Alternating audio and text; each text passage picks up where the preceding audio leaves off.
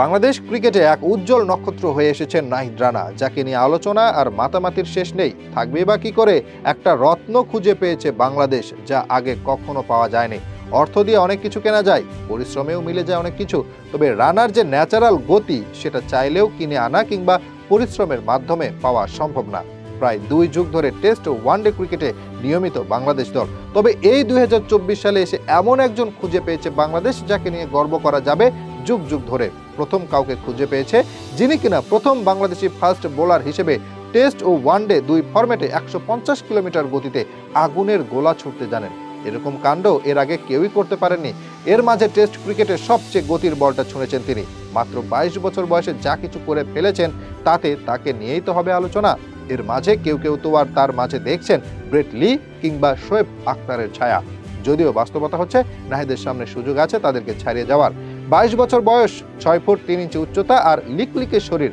এখনই যা করছেন, যখন ক্যারিয়ারের পিক সময় চলে আসবে, তার বয়স হবে 27 থেকে 30 বছর, তখন ফিটনেসে আসবে পরিবর্তন। ক্যারিয়ার সেরার সময়টা দেখতে পাবেন, সেই সময় আরো গতির ঝড় উঠাতে পারবেন তিনি। শোয়েব আখতার যখন ক্রিকেট ইতিহাসের সবচেয়ে দ্রুত গতির বল করে 2003 সালে, তখন তার বয়স ছিল 28 বছর। ব্রেট লি যখন 2005 সালে তার ক্যারিয়ারের সবচেয়ে গতিশীল বল করে, তখন তার বয়স ছিল 28 বছরই। বোঝাই যাচ্ছে তাদের বুলেট গতির বোলিং করতে লেগেছিল অনেক সময়। সেই হিসেবে এখনও অনেক পেছনে আছেন নাহিদ। মাত্র 22 বছর বয়সে তিনি নিয়মিত 150 কিলোমিটার গতিতে বোলিং করতে জানেন। চাইলেই প্রতি ওভারে অন্তত 3 থেকে 4টি করে 145 কিলোমিটারের বেশি গতিতে বল করতে পারেন। যখন তিনিও এই 2 কিংবদন্তির বয়সে আসবেন, তখন তাকে ঘিরেও যে আলোচনা চলবে, সেটা বলার একেবারেই অপেক্ষা রাখে না। এবারের বিপিএলে যাদেরকে নিয়ে সবচেয়ে বেশি আলোচনা হবে, তাদের মাঝে অন্যতম নাহিদ রানা। বিশেষ করে জাতীয় দলে ঢোকার পর হতেই তো তিনি আলোচনার তুঙ্গে।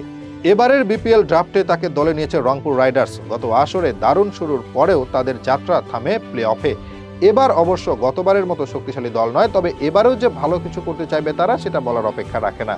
যদি ভালো কিছু করতে হয়, তবে দলের অন্যতম মূল ট্রাম্প কার্ড হতে হবে এই নাহিদ রানাকেই।